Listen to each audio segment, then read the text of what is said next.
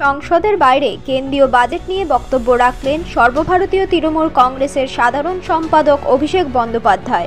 इस साल बिहार में चुनाव है तो बिहार का चुनाव को रखे सर में रख के उन्होंने पूरा बिहार के लिए एक बजट रोल आउट किया है जहाँ पे हर चीज बिहार को दिया है। पिछला बार भी 2024 में जुलाई में जब बजट पेश किया था तो आपने देखा था सब कुछ आंध्र प्रदेश और बिहार के लिए किया गया था। तो आंध्र प्रदेश का तो चुनाव हो गया, अब इस साल बिहार में चुनाव है।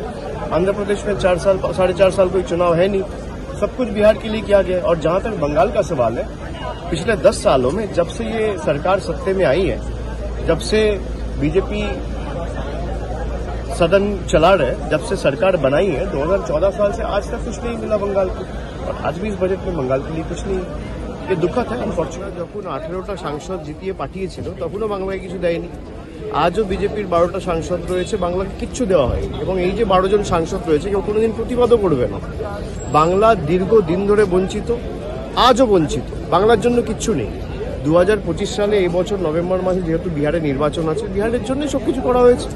এটা তো নির্বাচনকে মাথায় রেখে করে, সাধারণ গরিব মানুষের জন্য তো কিছু করে না। মিডল ক্লাস আমাকে পুরোটা পড়তে হবে। মিডল ক্লাসের উনি ইনকাম ট্যাক্স রিবেটের যে কথাটা বলেছেন, ওখানে আবার বলেছেন যে 4 থেকে 8 লাখের জন্য 10%, 8 থেকে 12 লাখের জন্য 20%, 20 থেকে 30 লাখের জন্য 25%। একটা অস্পষ্ট জায়গা রয়েছে, আমাকে পড়তে হবে, তারপর আমার যা বলার আমি বলবো।